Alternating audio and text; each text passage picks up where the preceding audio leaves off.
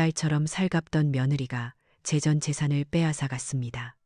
아들의 도박빚 때문이라 철석같이 믿었지만 모든 것은 며느리가 꾸민 잔인한 연극이었습니다. 70평생을 바보처럼 산 줄만 알았습니다. 하지만 모든 진실을 알게 된 순간 저는 더 이상 눈물을 흘리지 않고 복수를 결심했습니다. 끝까지 지켜봐 주세요. 남편이 떠나고 나서 이 넓은 집에 저 혼자 덩그러니 남게 되었어요. 경기도 성남, 여기 분당은 저희 부부가 젊은 시절에 피땀 흘려 마련한 첫 집이자 마지막 집이었죠.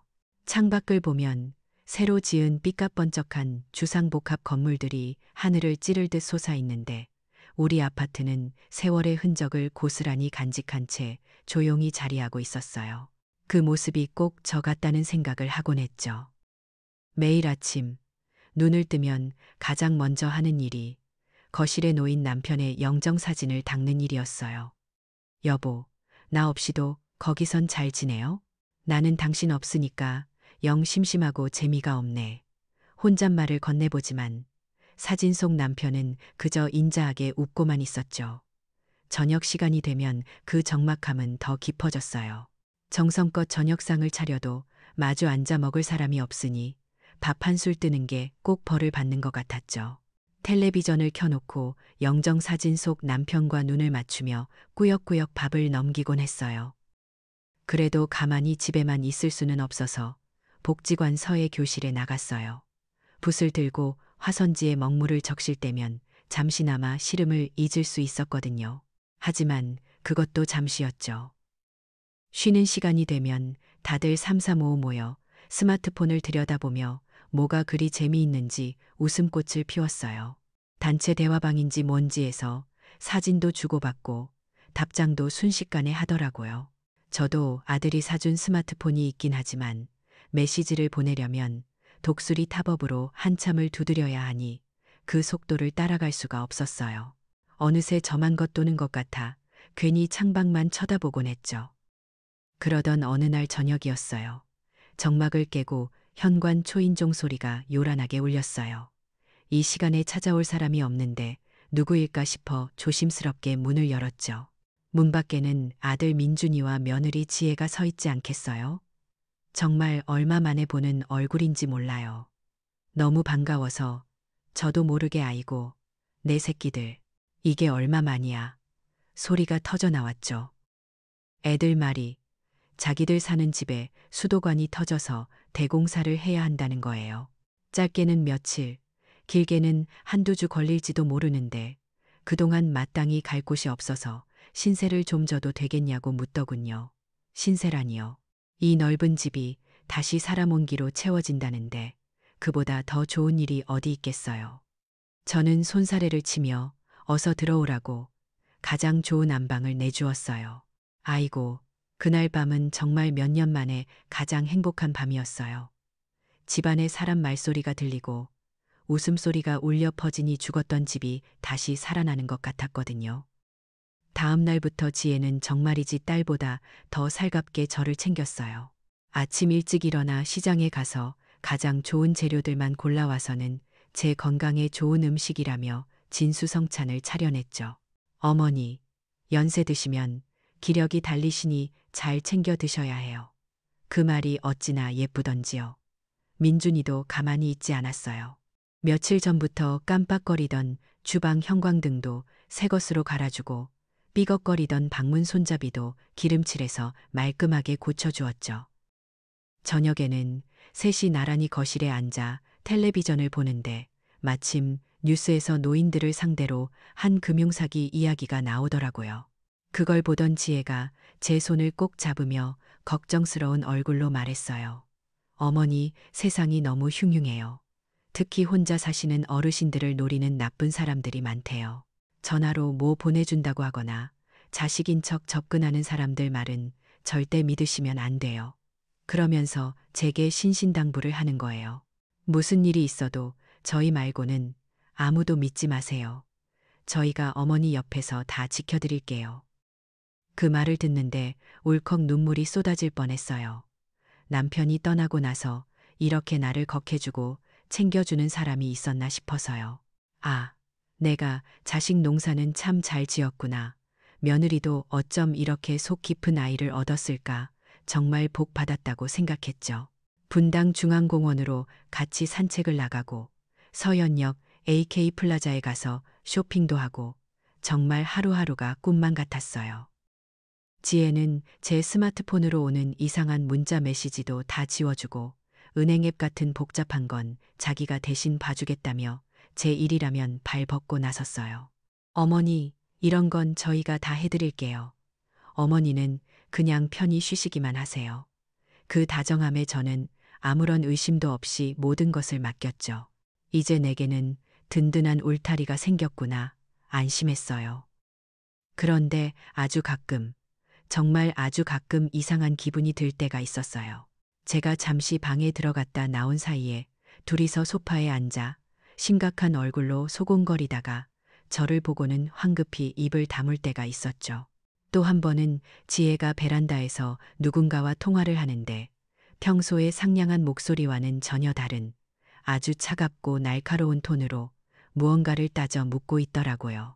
제가 나온 걸 보고는 금세 표정을 바꾸며 아, 친구가 돈 문제를 상담해서요 하고 웃어 보였지만 그 순간의 위화감은 쉽게 가시지 않았어요.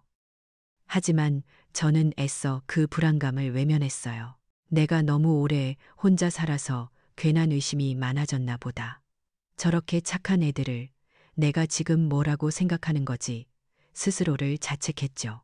이 행복이 깨질까봐 두려웠던 것 같아요. 그렇게 저는 제 눈으로 본 아주 작은 균열의 조각들을 스스로의 손으로 덮어버렸어요. 아이들이 주는 따뜻함과 달콤함에 취해서 그 뒤에 드리워진 차가운 그림자를 보지 못했던 거죠. 아니, 어쩌면 보고 싶지 않았던 걸지도 몰라요. 그저 이 평화가 영원하기만을 바랄 뿐이었어요. 그렇게 아들 내외와 함께한 지 일주일쯤 지났을까요? 그 짧은 시간에 제 삶은 완전히 달라졌어요. 아침에 눈을 뜨면 구수한 된장찌개 냄새가 온 집안에 진동했고, 저녁이면 셋이 둘러앉아 그날 있었던 소소한 이야기를 나누며 웃음꽃을 피웠죠.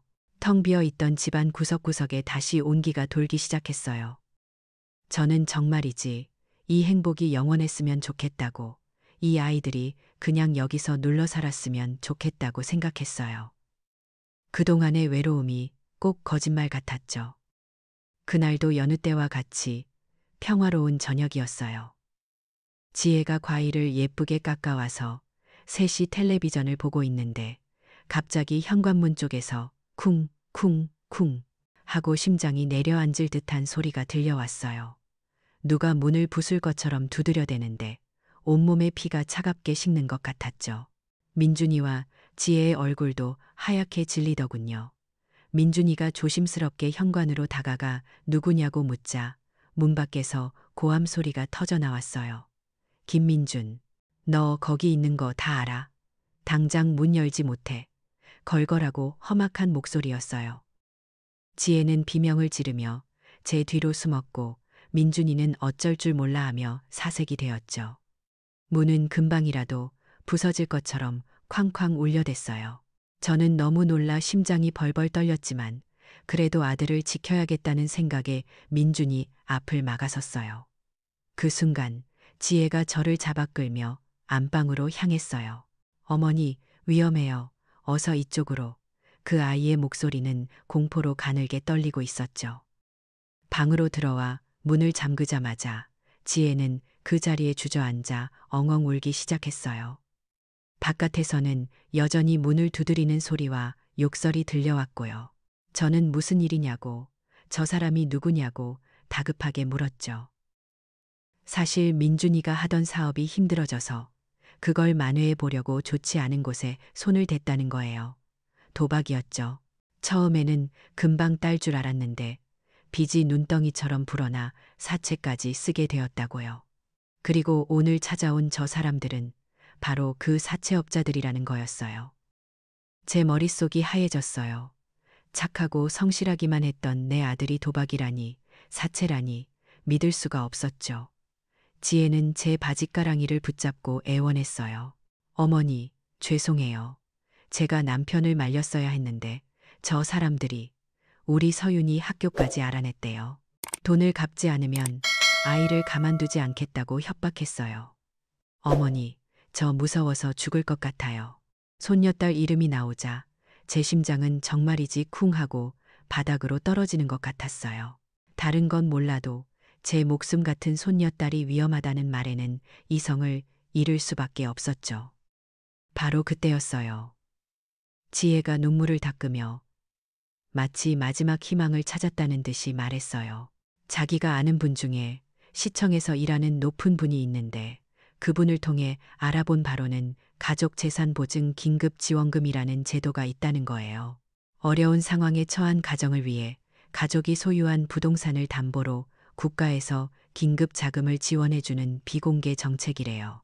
집문서를 잠시 맡기면 나라에서 큰 돈을 내주고 위기를 해결할 수 있도록 도와준다는 거죠.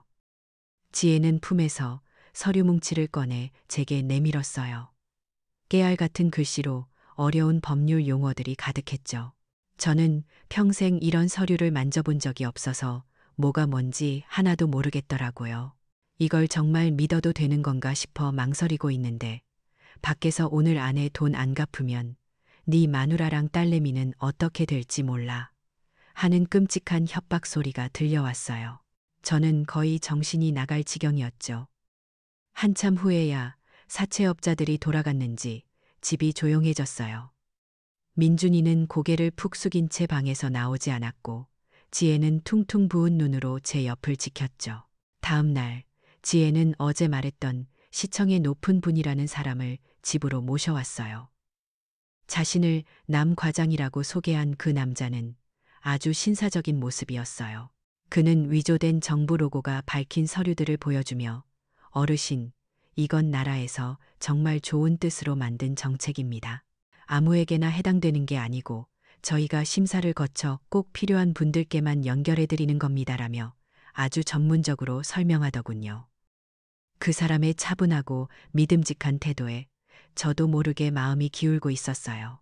그래, 나라에서 하는 일인데 설마 하고 생각하던 바로 그 순간 초인종이 울렸어요. 제 유일한 친구인 순자였죠. 순자는 저와 달리 꼼꼼하고 의심이 많은 친구예요. 남편이 공무원이었어서 그런지 이런 일에 밝기도 하고요. 순자는 거실에 앉아있는 남 과장을 위아래로 훑어보더니 제게 다가와 낮은 목소리로 속삭였어요. 영수가, 저 사람 좀 이상하지 않니? 말투는 번지르르한데 공무원 같지가 않아. 그리고 나라에서 개인 집문서를 덥석 맞는다는 정책은 들어본 적도 없어. 너 분당구청 사회복지과에 아는 사람 있으니 내가 가서 한번 알아봐 줄까? 순자의 말을 듣는 순간 등골이 서늘해졌어요. 아차, 그럴 수도 있겠구나. 제가 잠시 망설이는 기색을 보이자 그 모습을 놓치지 않은 지혜의 얼굴이 순식간에 굳어졌어요. 그런데 놀랍게도 지혜는 저한테 화를 낸 게 아니었어요. 순자를 향해 삿대질을 하며 소리치기 시작했죠. 아주머니, 아주머니가 저희 집 사정에 대해 뭘 안다고 함부로 말씀하세요. 지금 저희가 어떤 심정인지 아세요? 도와주지는 못할 망정 어떻게든 회방을 놓으려고 하시는 거잖아요. 지혜는 울음을 터뜨리며 제게 매달렸어요. 어머니, 보셨죠? 남들은 다 이래요. 우리 가족이 불행해지기를 바라는 거라고요. 이런 위기일수록 우리끼리 똘똘 뭉쳐야 해요. 저 아주머니 말 듣고 기회를 놓치면 우리 서윤이는 정말 어떻게 될지 몰라요. 순자는 기가 막힌다는 듯 얼굴이 붉어졌고 남 과장은 헛기침을 하며 어르신, 정보에 어두우시면 오해하실 수 있습니다라며 순자를 무식한 사람 취급했죠. 저는 지혜의 절규와 순자의 합리적인 의심 사이에서 이러지도 저러지도 못하고 그야말로 가시방석이었어요. 머리로는 순자의 말이 맞을지도 모른다고 생각했지만 눈앞에서 내 아들과 손녀가 위험에 처해 있다고 우는 며느리를 보니 마음이 찢어지는 것 같았어요. 결국 제게는 가족이 먼저였죠. 저는 떨리는 손으로 순자에게 이만 가달라고 말할 수밖에 없었어요. 친구의 얼굴에 스친 실망과 안타까움을 저는 평생 잊지 못할 거예요. 순자가 떠나고 난 뒤 집안에는 무거운 침묵만이 남았어요. 저는 친구에게 모진 말을 해버렸다는 죄책감과 그래도 가족을 지켜야 한다는 복잡한 마음이 뒤엉켜 한참을 소파에 멍하니 앉아 있었죠. 지혜는 제 옆에 가만히 앉아 제 등을 쓸어주었어요. 어머니, 마음고생 심하셨죠. 다 저희 때문이에요. 죄송해요. 그 아이의 눈물 어린 사과에 저는 순자에 대한 미안함마저 있고, 그래, 내가 뭘 망설이는 거야. 내 자식이, 내 손녀가 위험하다는데 하고 마음을 굳혔어요. 결국 저는 서랍 깊숙이 넣어두었던 인감도장을 꺼내들었어요. 묵직한 도장의 감촉이 그날따라 유난히 차갑게 느껴졌죠. 남 과장이라는 사람이 내민 서류 위에 저는 떨리는 손으로 도장을 찍었어요. 쿵 하고 도장이 종이에 닿는 소리가 마치 내 인생이 무너지는 소리처럼 들렸지만 애써 외면했어요. 도장을 찍는 제 모습을 보며 안도의 한숨을 내쉬는 지혜와 민준이의 얼굴을 보자 이게 맞는 일이다. 나는 내 가족을 지킨 거다라고 스스로를 다독였죠. 모든 것이 끝났다는 생각에 온몸의 기운이 쑥 빠져나가는 것 같았어요. 그렇게 며칠이 지나고 아들 내외는 제게 정말 생각지도 못한 제안을 했어요. 제주도로 효도 관광을 보내주겠다는 거예요. 제가 평소에 친하게 지내는 복지관 친구분들까지 함께요. 어머니, 그동안 저희 때문에 마음고생 너무 심하셨잖아요. 이번 기회에 친구분들이랑 바람 좀 쐬고 오세요. 경비는 저희가 전부 낼게요. 지혜가 활짝 웃으며 말하는데 그 모습이 어찌나 예뻐 보이던지요.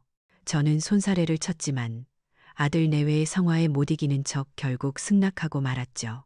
평생 자식들에게 받기만 한 것 같아 미안했는데 이런 호사를 누리게 될 줄은 정말 꿈에도 몰랐어요.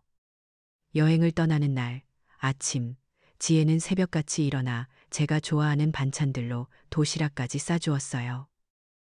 어머니, 가셔서 친구분들이랑 맛있게 드세요.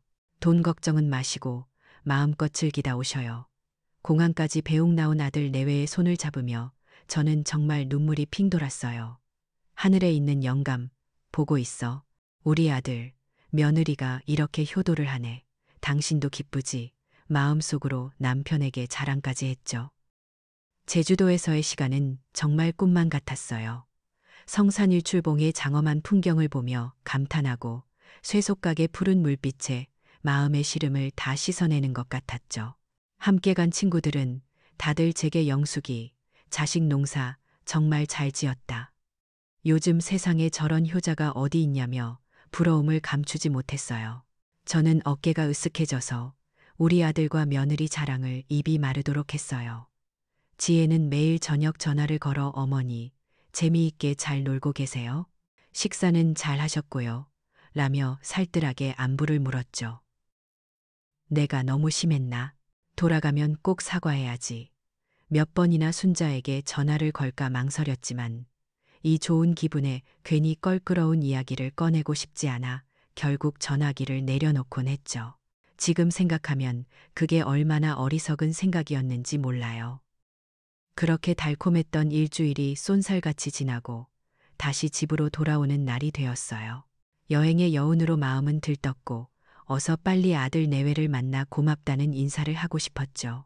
공항에서 택시를 타고 분당의 우리 아파트 단지로 들어서는데 저 멀리 보이는 우리 집 창문이 어쩐지 낯설게 느껴졌어요. 피곤해서 그런가 보다 대수롭지 않게 생각하며 현관문 앞에 섰죠. 그런데 이상했어요. 평소처럼 비밀번호를 눌렀는데 삐비빅 하는 오류음만 울릴 뿐 문이 열리지 않는 거예요. 내가 번호를 잘못 눌렀나? 다시 천천히 눌러봐도 결과는 마찬가지였어요. 애들이 그새 번호를 바꿨나? 고개를 갸웃거리며 초인종을 눌렀죠. 한참을 눌러도 안에서는 아무런 기척이 없었어요. 그때였어요. 집안에서 희미하게 사람 말소리가 들리는 것 같았어요. 저는 가슴이 철렁 내려앉았죠. 애들한테 무슨 일이 생겼나? 다급한 마음에 문을 쿵쿵 두드리며 민준이와 지혜의 이름을 불렀어요. 잠시 후 철컥 하는 소리와 함께 문이 열렸어요. 그런데 문을 연 사람은 제 아들이나 며느리가 아니었어요. 생전 처음 보는 낯선 남자였죠. 그는 잠옷 바람으로 짜증이 가득한 얼굴을 하고 있었어요. 누구신데 아침부터 남의 집 문을 이렇게 두들기세요? 남의 집이라니요. 저는 너무 황당해서 말이 나오지 않았어요. 여보세요. 여기 203호. 김민준 씨 댁 아닌가요? 제가 이 집 주인 할머니인데.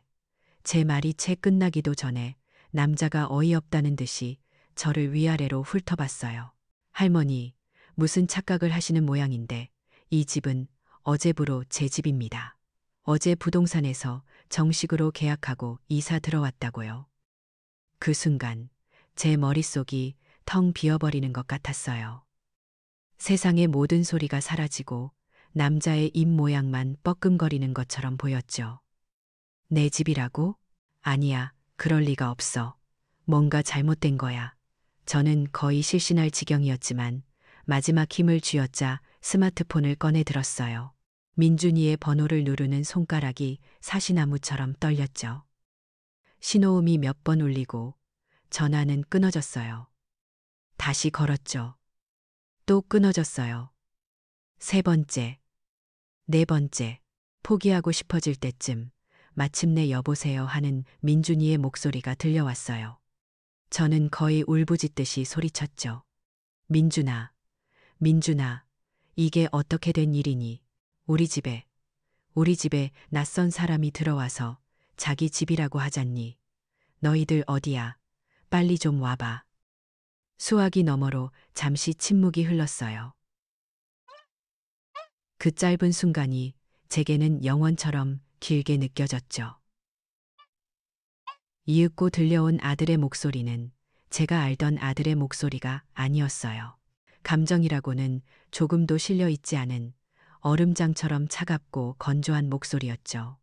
어머니, 이제 저희도 저희 인생 살아야죠. 뭐라고? 그 집, 제 도박 빚 갚는데 보탰습니다. 어머니가 아들 빚 갚아준 셈 치세요. 저는 제 귀를 의심했어요. 이게 지금 내 아들 입에서 나오는 말이 맞나? 그게 무슨 소리냐고 되묻기도 전에 수화기 너머로 지혜의 목소리가 들려왔어요. 어머니, 순자 할머니 댁에 가 계세요. 저희도 곧 이사 갈 거니까 앞으로는 연락하지 마세요. 그리고는 뚝 하는 소리와 함께 전화가 끊겼어요. 스마트폰이 손에서 미끄러져 바닥으로 떨어졌어요.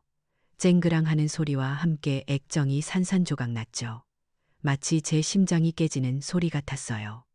다리에 힘이 풀려 그 자리에 주저앉았어요. 아무 생각도 할 수 없었어요. 그냥 멍하니 며칠 전까지만 해도 내 집이었던 이제는 남의 집이 되어버린 저 차가운 현관문만 바라봤죠. 얼마나 그러고 있었을까요? 경비 아저씨가 와서 무슨 일이냐고 물었지만 저는 대답할 기운도 없었어요. 관리사무소에 가봐도 정상적으로 매매된 집이라 저희가 해드릴 수 있는 게 없습니다라는 말만 되풀이할 뿐이었죠. 완벽하게 혼자가 되었어요. 단고보니 난당든 가고 저는 비틀거리며 아파트 화단으로 걸어갔어요. 그리고 차가운 벤치에 주저앉아 제가 평생을 바쳐 가꾼 우리 집 창문을 올려다봤죠. 그 창문 안으로 새로운 가족의 웃음소리가 희미하게 새어나오는 것 같았어요. 그 순간 제 눈앞이 캄캄해지면서 의식이 멀어져 갔어요. 걱정이 되어 저를 찾아 나섰던 순자가 아니었다면 저는 아마 그 차가운 화단에서 그대로 죽었을지도 몰라요. 순자네 집 작은 방에 몸을 누인 지 며칠이 지났는지 모르겠어요. 시간 감각이라는 게 완전히 사라져버렸죠. 몸은 순자 집에 와 있는데 제 정신은 아파트 화단 그 차가운 바닥에 쓰러져 있던 순간에 그대로 머물러 있었어요. 순자는 죽이라도 한술 뜨라며 애를 썼지만 목구멍으로 아무것도 넘어가지 않았어요. 그냥 멍하니 천장만 바라볼 뿐이었죠. 살아있다는 감각 자체가 느껴지지 않았어요. 배신감, 슬픔, 분노 같은 감정들은 이미 그 밑바닥을 지나 그냥 텅 비어버린 느낌이었어요. 내 인생 전부가 부정당한 기분이었죠. 순자는 제 곁을 지키며 연신 한숨을 내쉬었어요. 영수가 이럴수록 정신 차려야지. 이렇게 무너지면 그 못된 것들만 좋은 일 시키는 거야. 맞는 말이었지만 제 귀에는 아무것도 들리지 않았어요. 정신을 차릴 힘도 이유도 없다고 생각했거든요. 그냥 이대로 눈을 감으면 모든 게 끝나지 않을까. 그런 헛된 생각만 머릿속을 맴돌았어요. 그러던 어느 날 오후였을 거예요. 순자가 시장에 간 사이 현관문에서 조심스럽게 노크 소리가 들렸어요. 저는 미동도 하지 않았죠. 하지만 노크 소리는 끈질기게 이어졌어요. 한참 만에야 제가 아주 작은 목소리로 누구세요 하고 물었죠.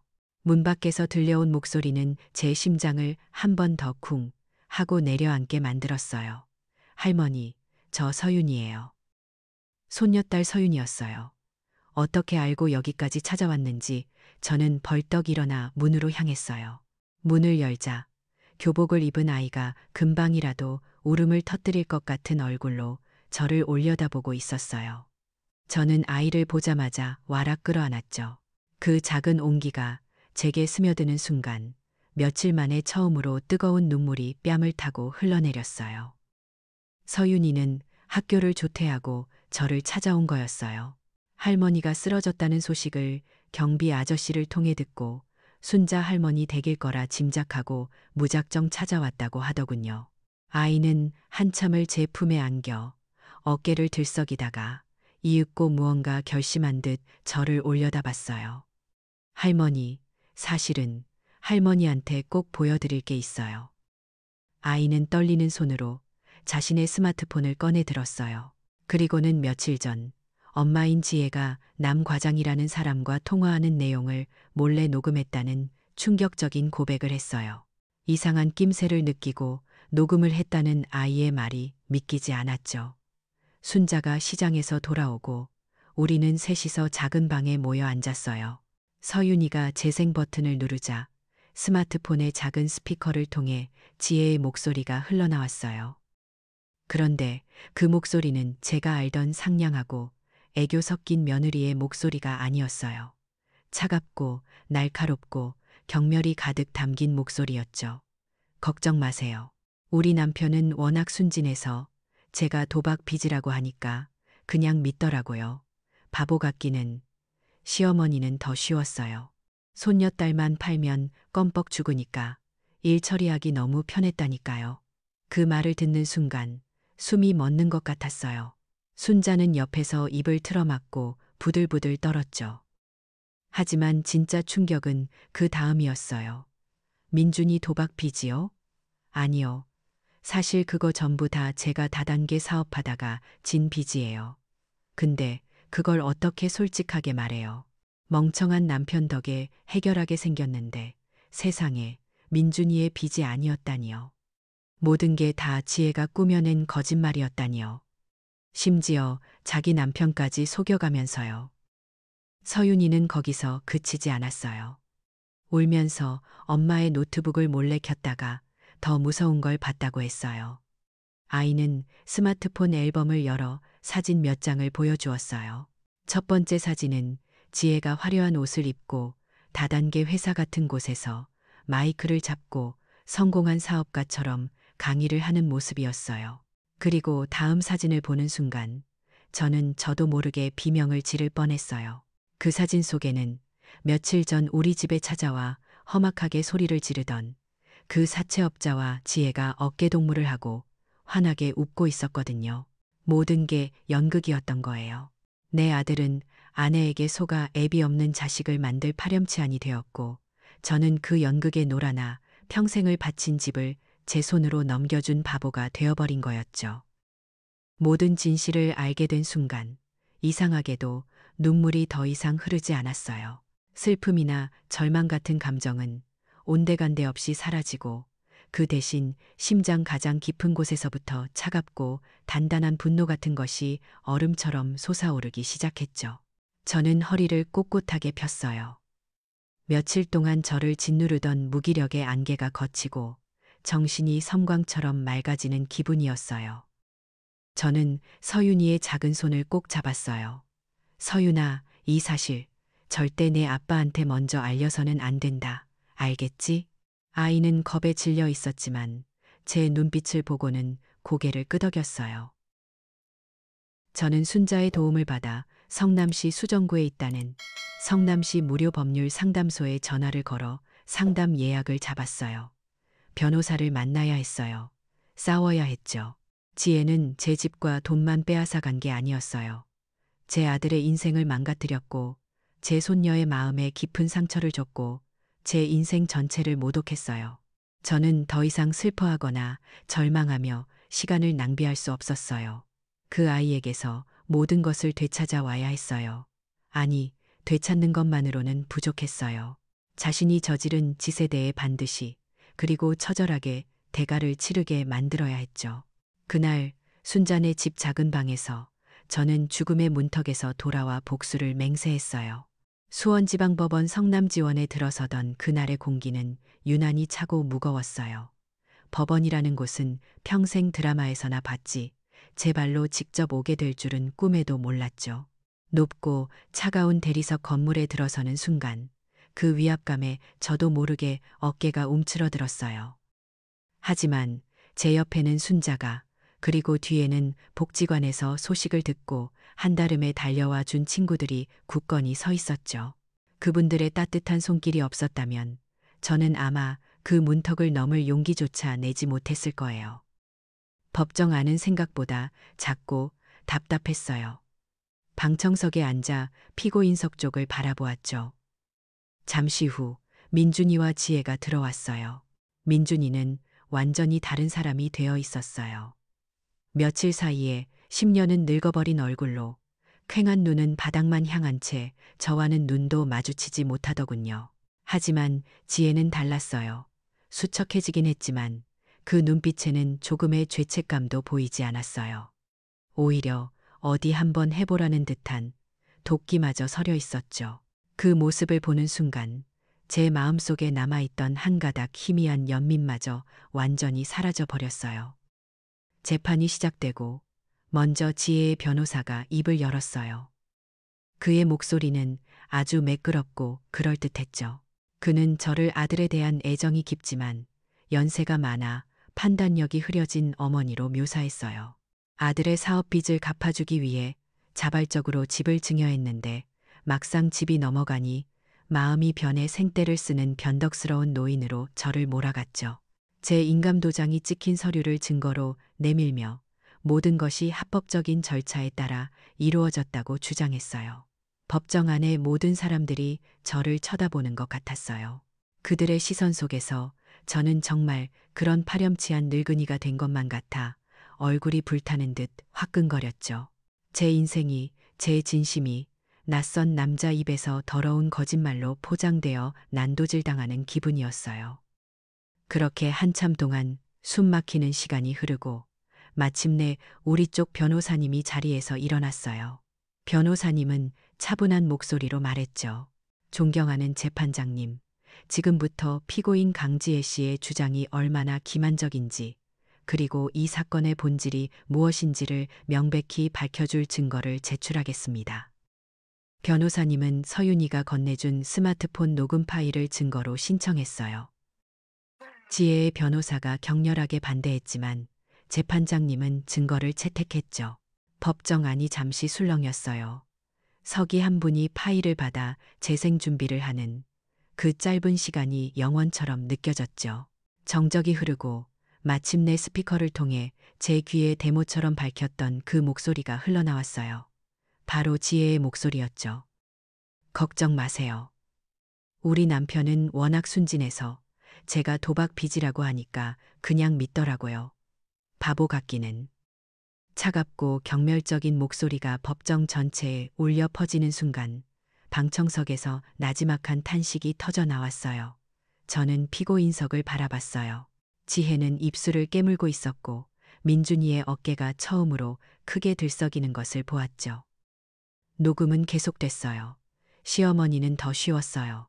손녀딸만 팔면 껌뻑 죽으니까 일 처리하기 너무 편했다니까요.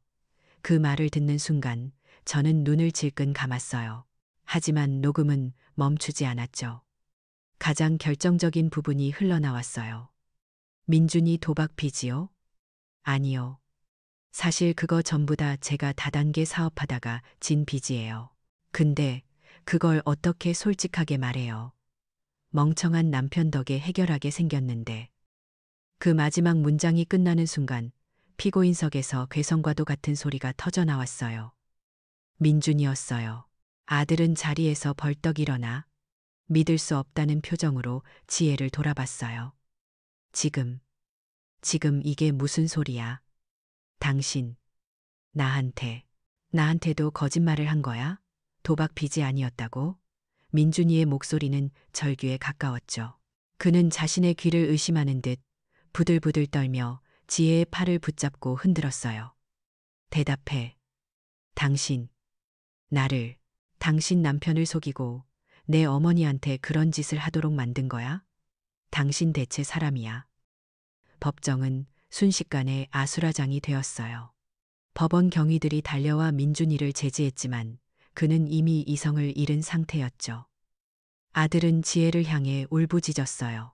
나는 정말 우리 가족을 구하려고 그런 건데, 당신이 시키는 대로 하면 다 괜찮아질 줄 알았는데, 당신이 나를 천하의 불효자식으로 사기꾼으로 만들었어. 재판장님의 불호령이 떨어지고 나서야 소라는 겨우 진정되었어요. 모든 것이 탄로난 지혜는 더 이상 가면을 쓰고 있지 않았어요. 그녀는 저를 향해 도끼 서린 눈을 부릅뜨고 악을 쓰기 시작했죠.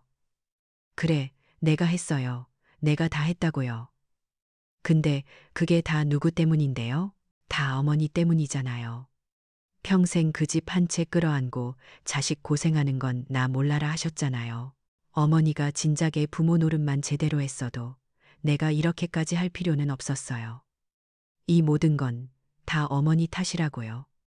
그 뻔뻔한 절규를 듣는 순간 제 마음속을 휘젓던 모든 분노와 슬픔이 거짓말처럼 차분하게 가라앉았어요.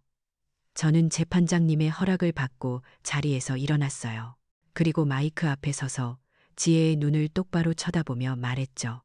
제 목소리는 떨리지 않았어요. 아주 조용하고 아주 담담했죠. 네가 말하는 부모 노릇이 내 끝없는 욕심을 채워주는 돈지갑이었더냐. 저는 한숨을 내쉬고 말을 이었어요.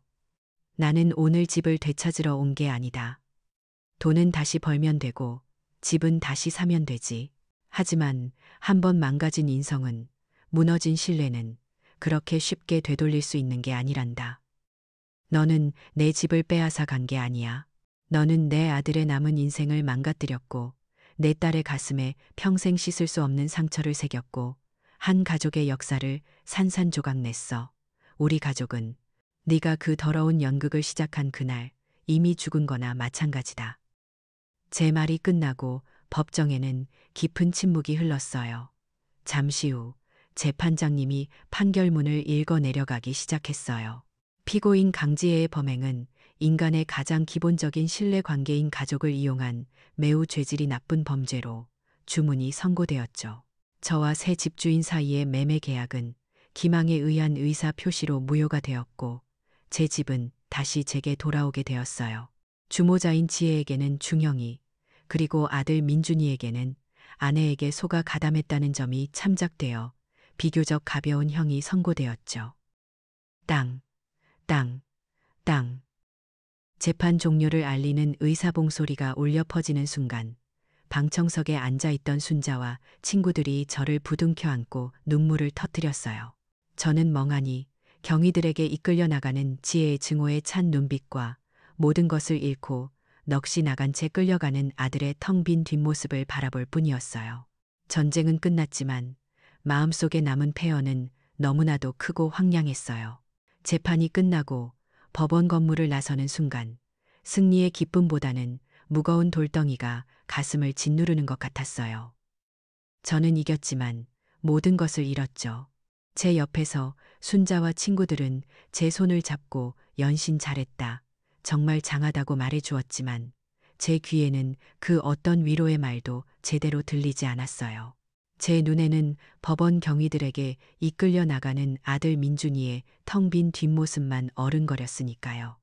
아무리 못난 자식이라도 결국 제 배 아파 낳은 자식인데 그 아이가 차가운 철창 안에 갇히게 되었다는 현실이 심장을 도려내는 것 같았어요. 순잔의 집으로 돌아와서도 며칠 동안은 멍하니 시간을 보냈어요.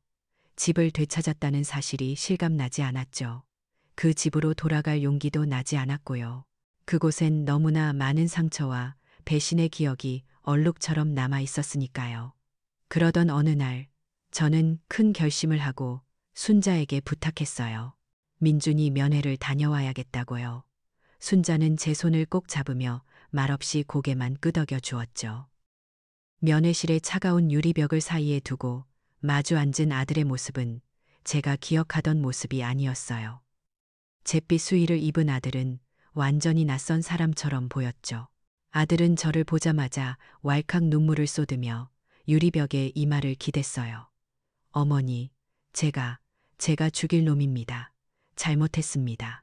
그 아이의 통곡을 들으며 제 마음도 무너져 내렸지만 저는 울지 않았어요. 저는 수화기를 들고 아주 담담하게 말했어요. 민준아, 울지 마라. 그게 내 인생에 대한 최소한의 책임이다. 아들은 고개를 들지 못했죠. 저는 말을 이었어요. 나는 너를 용서할 생각 없다. 하지만 원망하지도 않을 거다. 너는 이제 내 아들이기 이전에 내 인생을 책임져야 할 어른이니까. 나는 이제부터 내 인생을 살 거다. 너도 내 인생을 살아라. 그게 제가 아들에게 해줄 수 있는 마지막 말이자 제 스스로에게 하는 다짐이었어요. 무조건적인 용서는 없었어요. 그저 각자의 자리에서 각자의 몫을 감당하며 살아가야 한다는 것, 그것이 제가 내린 결론이었죠. 면회를 다녀오고 나서 저는 비로소 제 집으로 돌아갈 준비를 할 수 있었어요. 혼자서는 도저히 엄두가 나지 않았는데 든든한 지원군이 생겼죠. 바로 손녀 서윤이었어요. 재판이 끝난 후 서윤이는 제 곁에 남기로 했어요. 우리는 할머니와 손녀가 아닌 세상에 단둘뿐인 동지가 되었죠. 서윤이와 함께 그리고 순자의 도움을 받아 다시 우리 집 현관문 앞에 섰어요. 법원의 명령으로 비밀번호는 다시 제 생일로 바뀌어 있었죠. 삑삑삑삑삑 띠리릭. 문이 열리고 익숙하지만 낯설어진 집 안으로 들어섰어요. 집 안은 온통 아들 내외의 물건들로 가득했어요. 그들이 남기고 간 흔적들을 보니 또다시 숨이 턱 막혀왔죠. 그때 서윤이가 제 손을 잡았어요. 할머니, 우리 이제부터 여기를 진짜 우리 집으로 만들어요. 아이의 그 한마디에 저는 정신이 번쩍 들었어요. 우리는 그날부터 며칠에 걸쳐 집안의 모든 물건들을 정리하기 시작했어요. 지혜가 쓰던 화려한 화장품들, 민준이가 입던 옷가지들, 둘이 함께 찍은 사진들.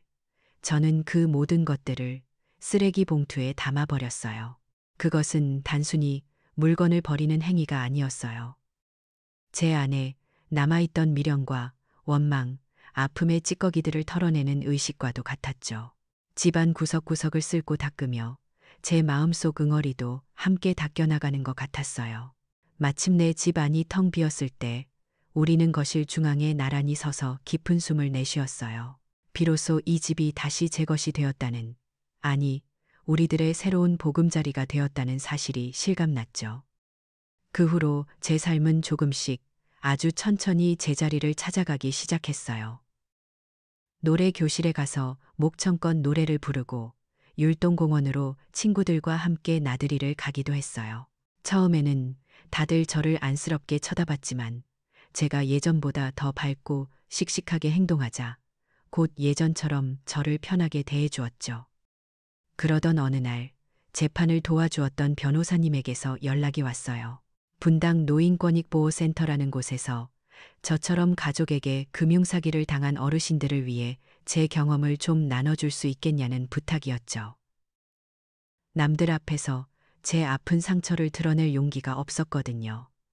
하지만 변호사님은 할머님의 용기가 다른 분들에게는 큰 희망이 될 수 있습니다라며 저를 설득했어요. 며칠을 고민한 끝에 저는 강단에 서기로 결심했어요. 떨리는 목소리로 제 이야기를 시작했죠. 처음에는 부끄럽고 힘들었지만 제 이야기를 들으며 함께 눈물 흘리고 분노하고 또 고개를 끄덕여주는 어르신들의 모습을 보며 저는 큰 용기를 얻었어요. 제 아픔이 저 혼자만의 것이 아니라는 사실을 깨달았죠.